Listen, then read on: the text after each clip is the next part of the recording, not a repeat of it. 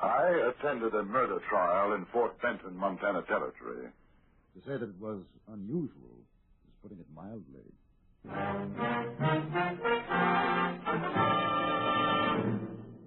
Dear gentlemen.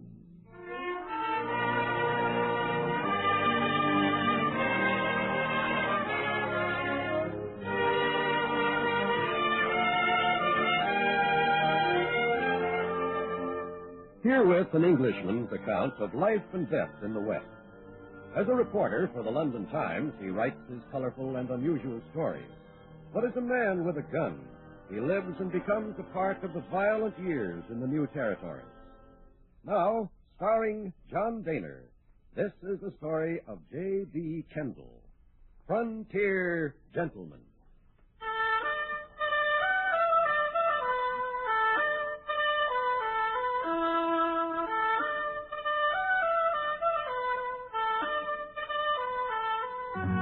Nothing had changed in Fort Benton since I'd left it 5 weeks earlier, except perhaps for one thing. It was spring now. You could feel it in the streets, smell it in the sun-warm air. I walked up to the little building that housed the Fort Benton Dispatch, a newspaper run by John Warren, whom I had met during my last visit. Outside, a group of men were standing about, peering through the windows. I thought that they looked at me rather strangely when I went inside, and it only took a moment to see why. The newspaper editor, Mr. Warren, sat pale-faced, looking at a rather fierce individual who stood a few feet away from him, wearing 2 pistols and cradling a shotgun in his arms. Mr. Kendall. Oh, how are you, Mr. Warren? Am I interrupting? No, sit down. This is George McCune, J.B. Kendall. Howdy. Mr. McEwen? That's right. What are you, deputy or something? No. Mr. Kendall's a newspaper man, writes for the London Times. Oh, is that right? Yeah. Well, what do you say, Warren? Well, it's the way I told you. I'm not a lawyer. I might do you more harm than good. You're going to be like them others, huh? It's not that, but Clint Wallace is a smart man. He knows the law. That there Wallace is a no-good son of a gun. If he tries any of them smart lawyer tricks on me, I'm going to salivate him right through his fat gizzard. Wallace is prosecuting McCune for the murder of Jack Furlong. I see. Yeah. And I'm going to tell you something right here now. I didn't shoot that lily-livered cutback of a ruptured hog nohow. Not that I ain't saying whoever done oughtn't to get a medal. I'm inclined to believe him, Kendall. The trouble is, there's not a lawyer in town to take his case. Now, I'm willing to face up to what them Furlong says I done if I get a fair trial. But I've seen what that outlawyer Wallace can do with his fancy twisting words. He got me hung right now. Do you mind my asking, haven't you been arrested? Well, sure, I've been arrested. How come you think I'm still in Benton? I mean, isn't it usual for a suspect to be in jail? But there ain't nobody going to put me in the calaboose, especially for something I ain't done, not nohow. Ain't a man in Benton big enough to try it. And why do they suspect you? Why? Well, I'll tell you why. Because that eyeballer Buck Furlong, him and that cow critter wife of his, they got it in for me ever since I whooped Buck's brother Jack in a poker game. That's why. I cleaned him out. And he swore he'd get even with me. The whole blamed family's been going around Benton saying I gouged Jack in the game. Me gouge? I ain't never cheated in cards all my born days. Well, do they have any proof, that it was you? They ain't got nothing. There's a mule skinner in town, Ike Dawlish. He says he saw McCune arguing with Jack Furlong a few minutes before the shooting. That feller Dawlish, he heard he wasn't banned to shoot too many. You know, that feller's plumb loco. Everybody around here knows that. Except they take his word because they got it in for me. Shucks, I was up the other end of town sleeping off a belly full of popsicle when it happened. Anybody see you? Well, if they did, they ain't coming up to say so. When did it happen, the shooting? Well, it was about 2 nights back. First I heard of it was the next morning. That Marshal O'Connor, he come up to me, he says, McCune, I got to arrest you for the murder of Jack Furlong. Well, sir, I says to him, Marshal, I hear tell you like to talk a windy. Don't you try it on me this morning, because I got a head on me that's giving me the orcorks. Well, sir, he comes back at me and he says, I ain't lying, McCune. You've been identified as the murderer. You'll have to come down to jail with me. And I says, you must be seeing black, O'Connor. If you think I'm going to do any such thing and you try and draw on me, I'll be happy to swap shots with you. But I ain't going to pull freight out of here if that's what's worrying you. I'm an innocent man, and you're going to have to prove me otherwise. The trouble is, like I keep telling you, McCune, you're the one who's going to have to prove otherwise. They've got the witness. Well, why can't you get a lawyer to defend you, Mr. McCune? Well, sure, now I'll tell you why. Because that there Buck Furlong's wife, Maggie, is Barry's daughter, that's why. And Dad Barry's the justice of the peace, and there ain't no lawyer with stuffings enough to stand up again that old whistling britches. That does make it rather awkward. You know something? It ain't right nor fitting in these times that a man can be telling the truth and no one believe him. Now, look, Warren, you ain't afraid of that Dad Barry, are you? You know I'm not. Well, then I'll pay you 100 in silver if you talk for me. I'd like to, McCune, but... All right. All right. You'll have to say no more. I'm welcoming you up to the trial house, and I'm going in and let them say what they want, and then I'm walking out, and the first man tries to stop me is going to get lead poison. Well, what do you want, O'Connor? George McCune, as marshal of this here town, and authority vested in me. O'Connor, come on, talk horse. What you want? I got to take you down for the trial, McCune. I'm asking you polite-like to give up your guns. I'm going to go with you, O'Connor, because you got a duty. But if you think I'm giving up my sixers to this here goose gun, you don't know no more than a mule-eared rabbit. Now, let's rattle hops out of here.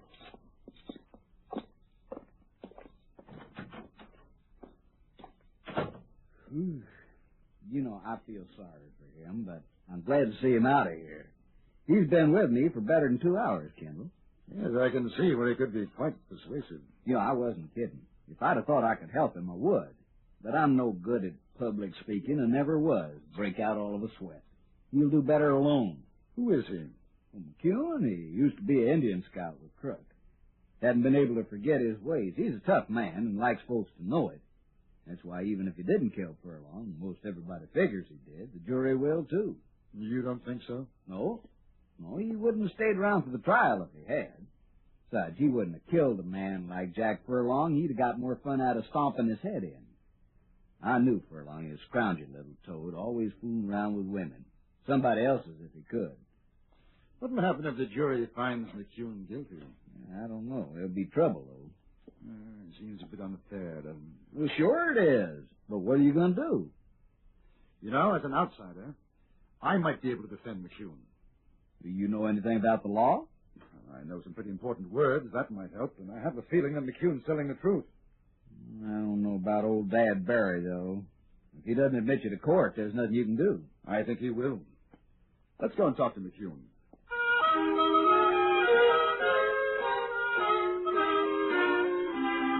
When we arrived at the saloon, it was already half full. The accused man was sitting in a small storeroom drinking a glass of beer, his guns still very much in evidence.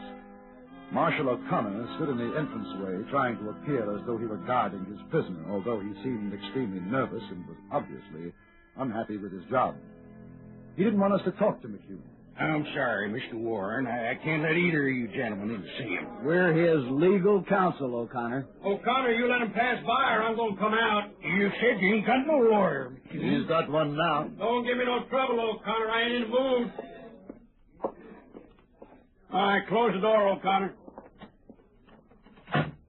Well, I see you changed your mind, Warren. I'm real grateful to you. It's not me, McCune. It's Mr. Kendall. He's going to talk for you. How come? I heard what you had to say. I think there's a good chance you're innocent. Are you a lawyer? No, but I know something about law. Probably as much as Mr. Warren. Uh-huh. How much you figure on getting paid? If we win, what you would have paid Warren. If we lose, no. It won't matter. Yeah. All right. All right. You got yourself a deal. But I want to tell you something, Kendall. If they call me guilty, you better duck, because it's going to be the ding-dangest shoot-up you ever saw in Benton.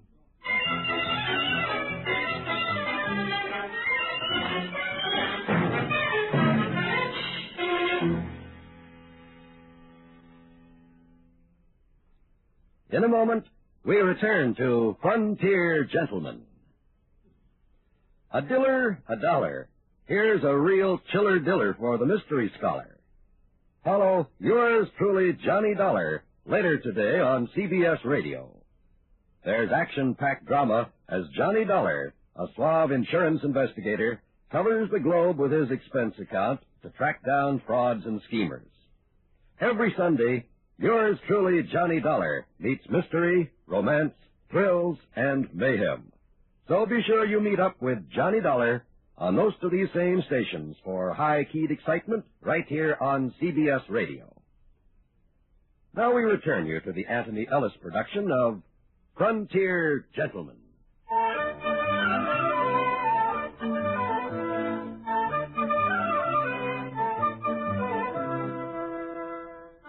At 1 o'clock, the saloon courtroom was full.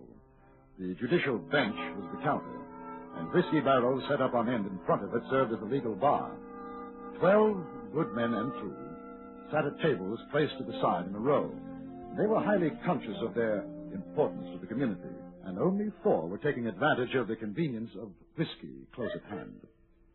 Windows and doors stood open for the comfort of those inside who might feel the spring warmth, and for the accommodation of those crowded outside, unable to obtain even standing room.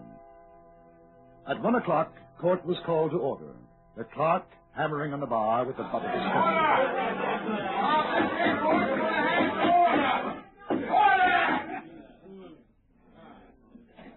We got a case coming up in this here courtroom on account of George McCune bushwhacked Jack Furlong, and he's going to get tried for it.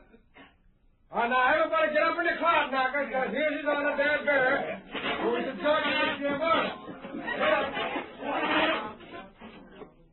All right, everybody set. Court's in session, and I aim to state this ain't going to be no box social, so don't nobody forget it. Clint Wallace. Right here, Your Honor. You ready to prosecute? I'm ready, Your Honor. How about the defense? The defense is ready. Who are you? J.B. Kendall. I've been retained as barrister to plead the case for my client, George McCune. You one of them traveling lawyers?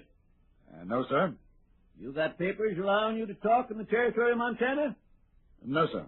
Then sit down. Well, I submit, Your Honor, that Mr. McCune has a right to be heard, and is within those rights to call whomsoever he chooses to speak for him. He has chosen me. A prima facie rule of law. Phipps versus Mahoney, Newgate, 1803. What's he talking about, Carson? Sounds like law talk to me, Your Honor. Give me that legal book.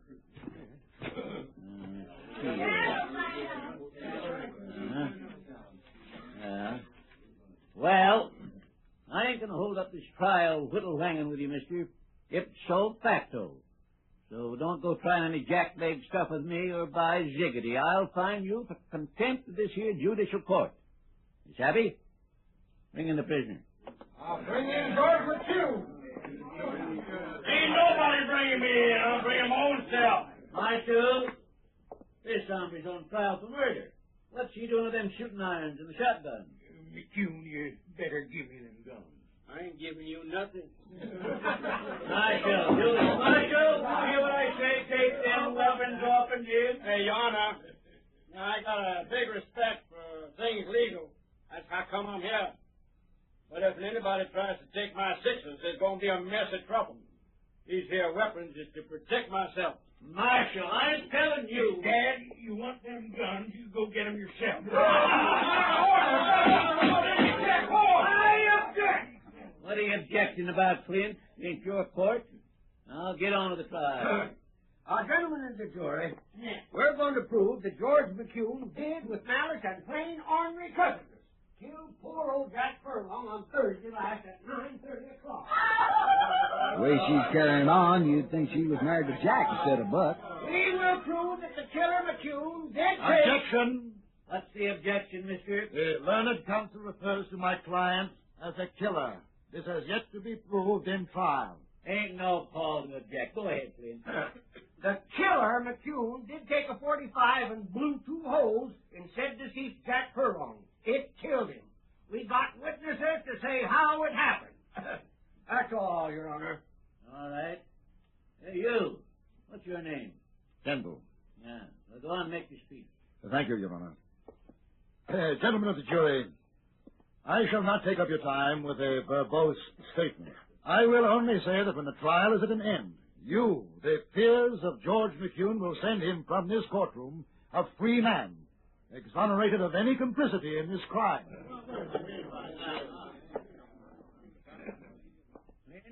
Call the first witness. I call Buck Furlong, the dead man's poor brother, to the stand.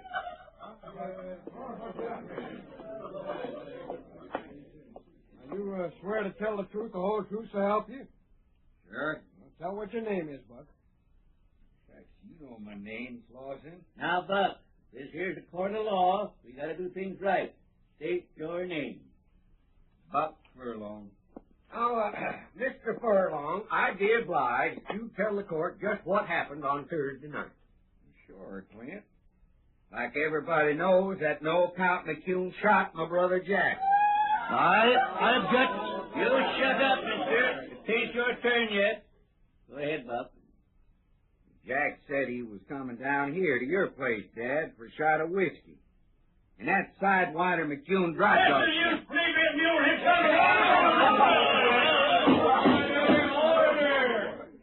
McCune, I'm fining you $20 for pulling the gun in this here court. That is contempt. No more questions, Your Honor. Cross-examination. Go on. Mr. Furlong, you say that McCune killed your brother? He sure did. How do you know that? Everybody knows it. I didn't ask that. How do you know? Because he's the only one could have done. I'd always seen him do it. And Mr. Dawlish told you? Well, sure. Ain't that right, Dad? That's right, Buck. Told me, too. You had no other proof? I didn't need none. That's all, Mr. Furlong. Thank you. Next witness. There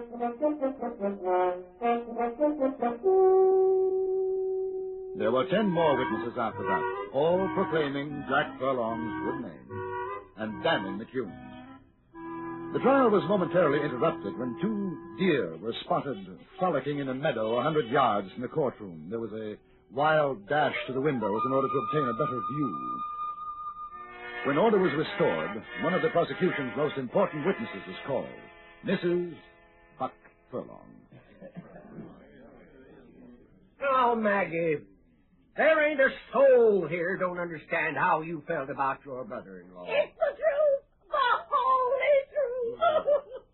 Now, you tell the court what you know about the murder. Well, that highbinder McCune, it wasn't enough he cheated our poor Jack out of his money, which everyone in Benton knows. He hated him because his conscience wouldn't let him sleep, haunted him like.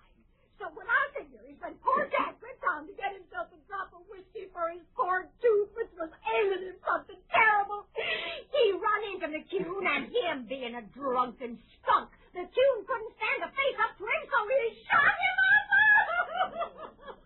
That's how it happened, Paul, Your Honor. You just ask Ike Dawlish, he'll tell you. Poor Jack, dead. No more questions, Your Honor.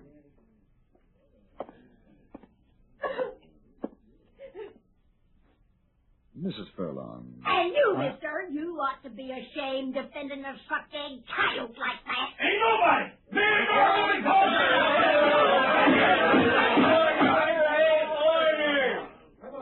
McCune, pulling your gun again. That's contempt. Court fined you $20. Now, Your Honor, I feel that my client is showing admirable control under the circumstances. You got more questions to ask, mister? Mrs. Furlong, you were very fond of your brother-in-law, were you not? A sweet honey boy he was. Yes, I am sure this must be very painful. But aside from what you are told, you have absolutely no proof that George McCune shot Jack Furlong. Oh, look at him! Look at him! Sitting there, still carrying the very gun that he murdered with. Thank you very much, Mrs. Furlong. That's all. Order! Order! Order! Well, sir, don't seem to me like there's much sense going on with this here trial. From what I've heard, McCune's as good as hung right now. Oh, Your Honor. You objecting again, mister? Well, the prosecution hasn't called the eyewitness. Oh, that's a waste of time, you ask me. All right, then. Call your next witness. I call Ike Dawlish, the man who saw the killing done. Now, you swear to tell the whole truth, Dawlish? Yes, sir, I surely do swear. Your name is Ike Dawlish? Oh, yes. Where was you on Thursday night at 9:30? Well, like I told you, Mr. Wallace, I was coming along the street outside this saloon. And when I got to the corner, there was George McCune shooting up poor old Jack Furlong.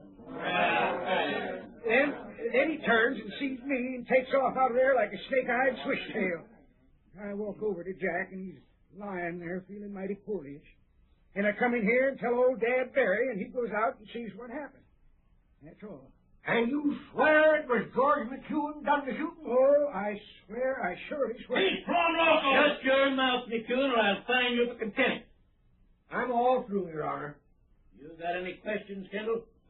Yes. A few. Now, what time was it when you saw the shooting, Mr. Dawlish? 9:30 o'clock. It was dark. Sure it was. How close were you to McCune? Well, fairish way, maybe to where Mr. Wallace is sitting. 20 feet, and you recognized McCune in the dark from 20 feet away. Oh, not in the dark, when he come out in the light. Ah, in the light, and you had a good look at his face? Good enough. You saw his face? Well, kinda. But I seen McCune around. I know what he looks like without seeing his whole face. How was he dressed? Like he is now. I got a good memory. Them same gray pants. Go on. Gray pants? Kind of a black jacket and gray shirt. Black Stetson, too, like in his hand. Exactly the same clothes as he wore the night before last, The same. McCune, will you describe for Mr. Dawlish what you are wearing? I got on black pants, blue jacket, blue shirt, gray Stetson. Same as I always wear. Mr. Dawlish, what is the color of my jacket? Gray. You are colorblind, my friend. I don't think you saw Mr. McCune at all. I think you either saw someone else, or perhaps you shot Jack Furlong yourself and blamed it on McCune. I'm getting out of here.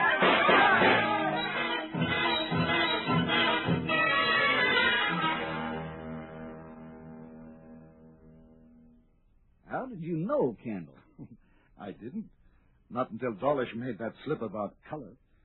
The rest was luck. You know, I feel kind of sorry for little Runt, even if he did blame it on me. Has he said why he did it?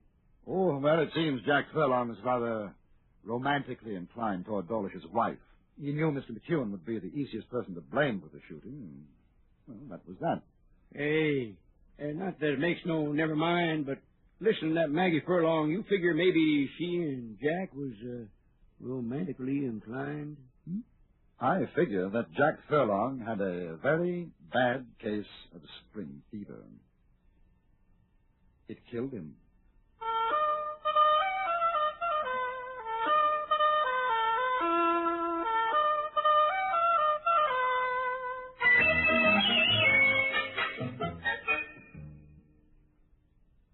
Frontier Gentlemen was written, produced, and directed by Anthony Ellis and stars John Daner as J.B. Kendall.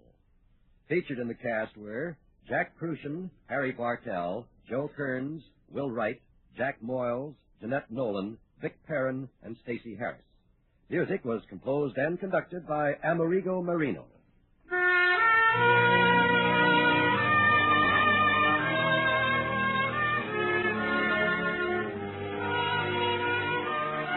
Join us again next week for another report from the Frontier Gentlemen. John Wall speaking. This is the CBS Radio Network.